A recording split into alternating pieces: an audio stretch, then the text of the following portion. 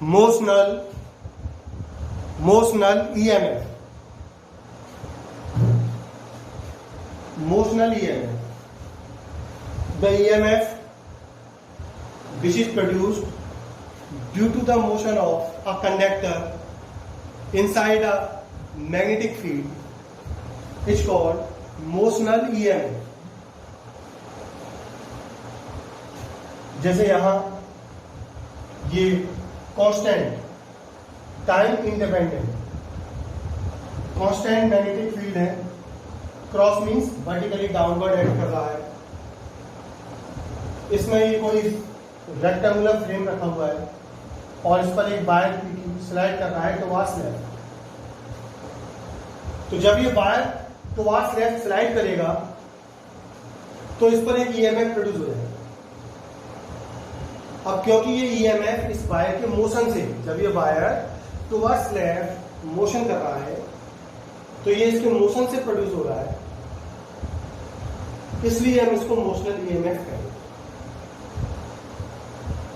Magnetic field के अंदर जब कोई कंडक्टिंग वायर मोशन करता है तो उसके एंड्स पर ईएमएफ इंड्यूस हो जाता है, and that EMF is known as motional EMF.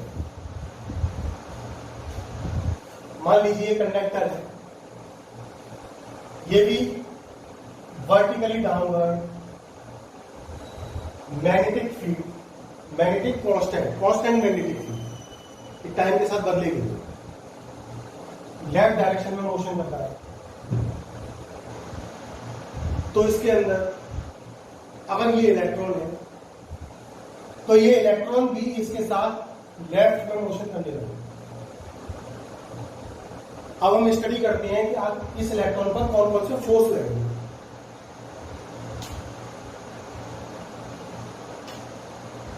Electric field तो है नहीं, लॉरेंस फोर्स होता है Q E plus Q V cross B, Q E plus Q V cross B। Electric force है नहीं तो सिर्फ लॉरेंस फोर्स होता है, यानी मैग्नेटिक फील्ड की वजह से इलेक्ट्रॉन पर एक फोर्स लगेगा, मैग्नेटिक फोर्स। और ये मैग्नेटिक फोर्स, इस मैग्नेटिक फोर्स का डायरेक्शन हम फ्लेमिंग लेफ्ट हैंड रूल से फाइंड करेंगे। फ्लेमिंग लेफ्ट हैंड रूल में आपको बताया गया था कि हम लेफ्ट हैंड की थंब और पास के दोनों फिंगर्स को इस तरह से बना देंगे। ये फोर्स F को रिप्रेजेंट करता है, फोर्स F,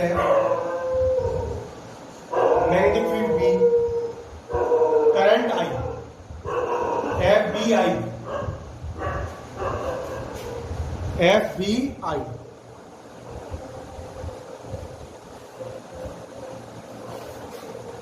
FBI आप इसको लर्न कर सकते हैं। F फादर यानी कि फोर्स, M मदर यानी कि magnetic field, current C for child, father mother child, ऐसे इसको लर्न कर सकते हैं। Father mother child, F for force, M magnetic field, C current. इसकी हेल्प से हम डायरेक्शन फाइंड करेंगे कि इलेक्ट्रॉन पर फोर्स किस डायरेक्शन में लग रहा है।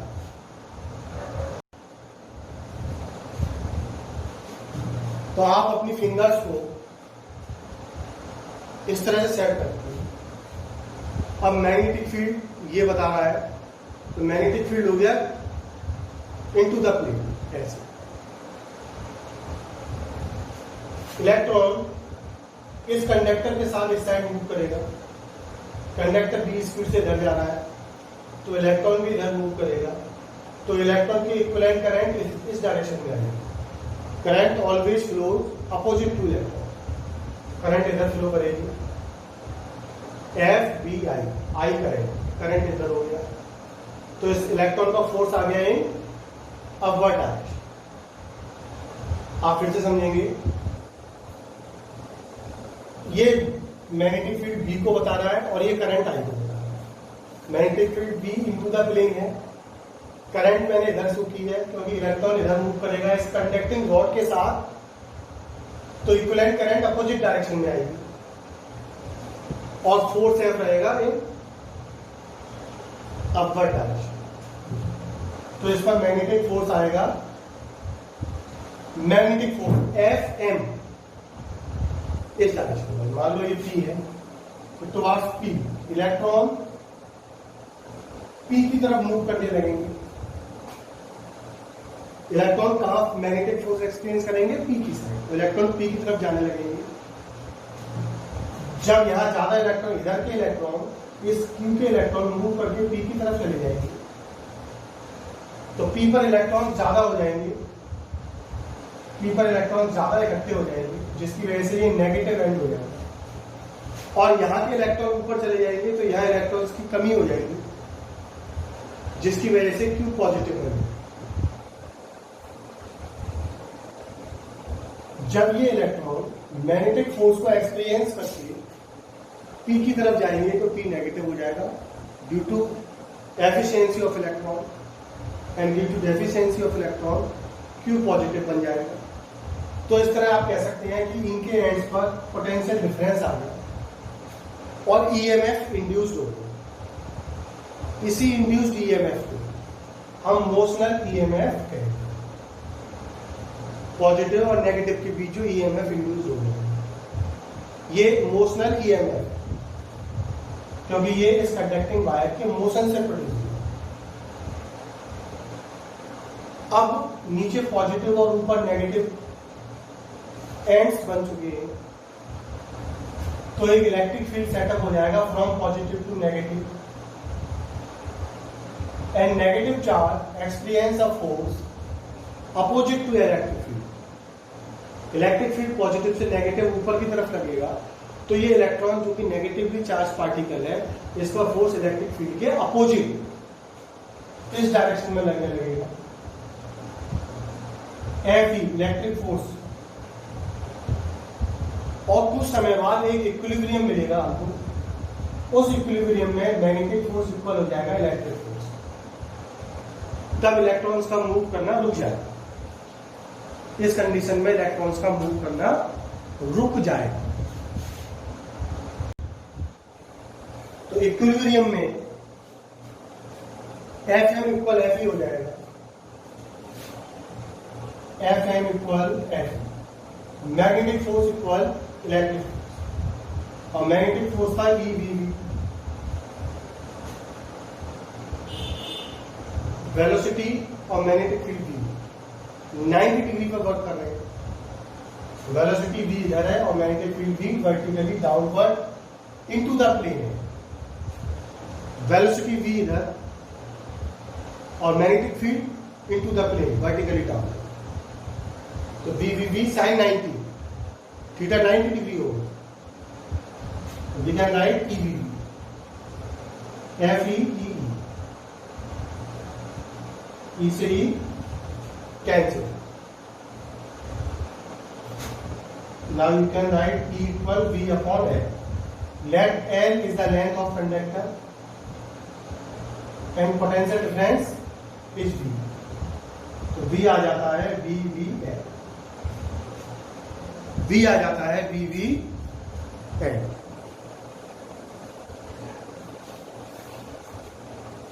V आ गया V V L. Induced EMF होने की वजह से मोशन ईएमएफ भी इंड्यूस्ड ईएमएफ है। आप उसको ई से रिप्रेजेंट करेंगे तो ई हो जाएगा वीवीएल, मोशनल ईएमएफ। इस केस में बी और बी, वेलोसिटी बी और मैग्नेटिक फील्ड बी, दोनों के बीच का एंगल 90 डिग्री है। अगर बी और बी के बीच का एंगल 90 डिग्री ना होकर थीटा होता तो फॉर्मूला मॉडिफाई हो जाएगा और ये हो जाएगा E equal BVL sine theta. E equal BVL sine. तो ये मोशनल ईएमएफ प्रोड्यूस होता है। जब यहां पर इस डायग्राम में ये कंडक्टर मूव करेगा टुवर्ड्स दैट, तो इस पर भी ईएमएफ प्रोड्यूस होगा,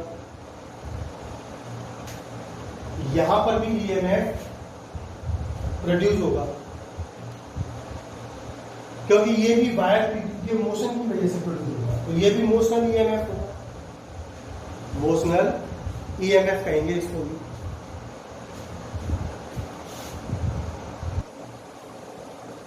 लेकिन इस डायग्राम में सर्किट क्लोज्ड है,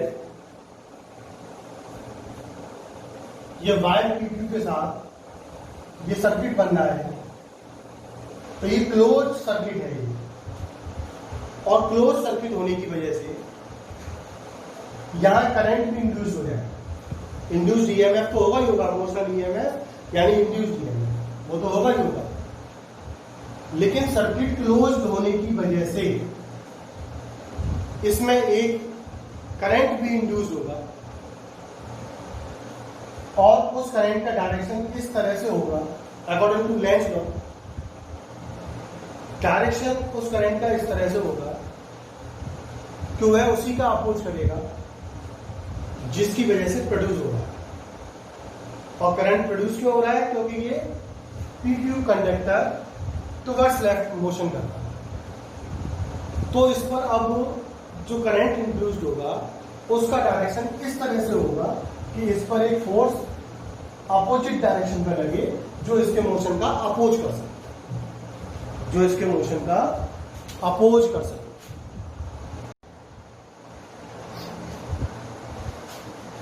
इससे पहले वीडियो में हमने पढ़ा था कि अगर इस वायर को हम towards left v speed v constant speed से ले जाए, अगर हम इस वायर PQ को लेफ्ट साइड में कांस्टेंट स्पीड v से मूव कराएंगे तो फ्लक्स चेंज होगा, फ्लक्स चेंज होगा। और फ्लक्स चेंज होने से यहां PQ वायर पर एक EMF प्रोड्यूस हो जाएगा, इंड्यूस्ड EMF। मोशनल EMF में भी मैंने पढ़ाया था ये आपको।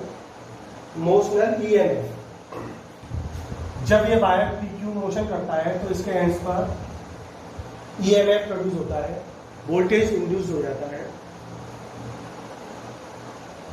जिसे हम मोशनल EMF कहते हैं। और उसकी वैल्यू हमने आपको बताई थी, ड्राइव कराई थी, E equal VVF, where V is the velocity of conductor, B magnetic field acting vertically downward into the plane, and length of the conductor। तो induced EMF था E इक्वल VVF, पिछले video में discuss किया है motional EMF। Suppose resistance of conductor PQ is R, हमने मान लिया कि इस वायर का रेजिस्टेंस R है। पहले सपोज करो कि इसका रेजिस्टेंस यहां पर R है, small r is the resistance of wire PQ। Small r क्या है? Resistance of wire PQ।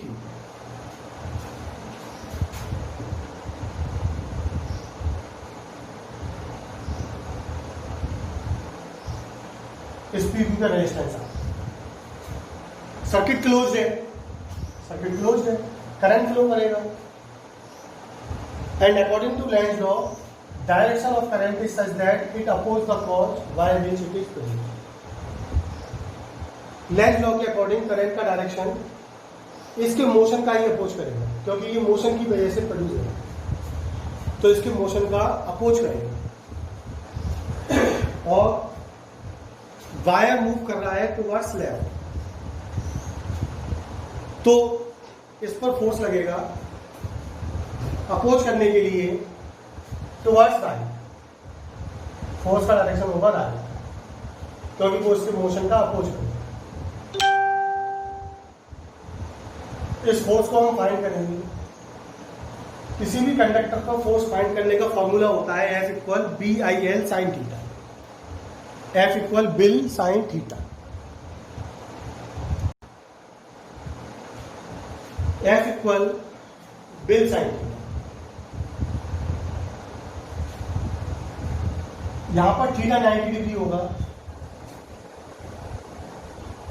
यहां इस केस में थीटा 90 डिग्री होगा, क्योंकि magnetic field B vertically into the plane act कर रहा है, तो फोर्स का फॉर्मूला रह जाएगा F इक्वल BIL sin 90, यानी कि F इक्वल B।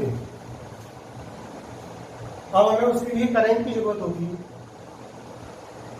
तो current in PQ, you can calculate current in PQ, I equal P upon R, where E is the induced EMF across the ends of PQ।